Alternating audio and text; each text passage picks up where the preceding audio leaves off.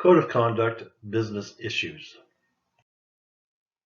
The company requires its employees to ensure that gifts and hospitality offered by suppliers and potential suppliers of goods and services to the company are declined. This applies whether the gifts or hospitality are offered within or outside in normal working hours. The only exception to this area will be trivia gifts with a nominal value of less than $50, such as calendars, diaries, chocolates, or mugs. This can be accepted. All other gifts must be politely refused, or if received through the post, returned with a suitable worded letter signed by the department manager. Employees having official dealings with contractors and other suppliers of goods or services must avoid transacting any kind of private business with them by any means other than the company's normal commercial channels. No favor or preferences as regards to price or otherwise, which is not generally available, should be sought or accepted. Outside interests include directorships, ownership, part ownership, or material shareholders in the company's businesses, or consultancies like to seek business with our company. These should be declared to the individual's line manager, as should the interests of a spouse or partner or close relative. It is not the intention of the company or this policy to dissuade employees from working or participating in active public duties. It is important, however, that by doing so there is no suggestion to a third party that the employee is acting on behalf of the company.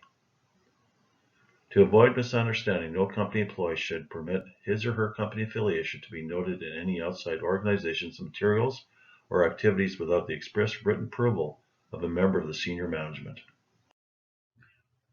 Behaviors including forgery, inaccurate employment documents, inaccurate time cards, and inaccurate expense reports are considered falsifying documents or records. An important aspect of accountability and transparency is the mechanism to enable staff and other members of the company to voice concerns in a responsible and effective manner. Where an individual discovers information which they believe shows serious malpractice or wrongdoing within the organization, this information should be disclosed internally without fear of reprisal. The scope of the policy is designed to enable employees who have seen malpractice or impropriety.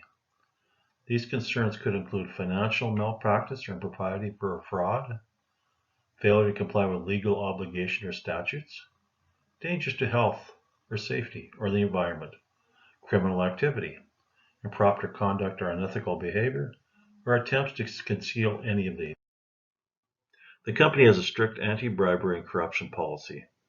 A bribe is defined as giving someone a financial or another advantage to encourage that person to perform their functions or activities improperly, or to reward that person for having already done so.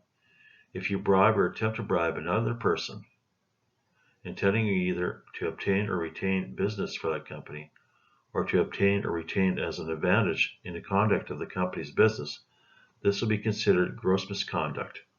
Similarly, accepting or allowing another person to accept a bribe will be considered gross misconduct. In these circumstances, you'll be subject to formal investigation under the company's disciplinary procedures, and disciplinary action up to and including dismissal may be applied.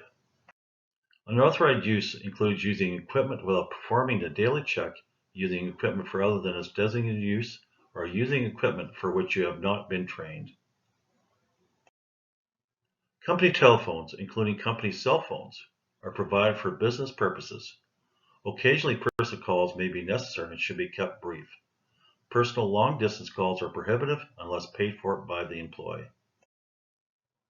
Let's work together to develop high-impact, low-cost presentations for your organization.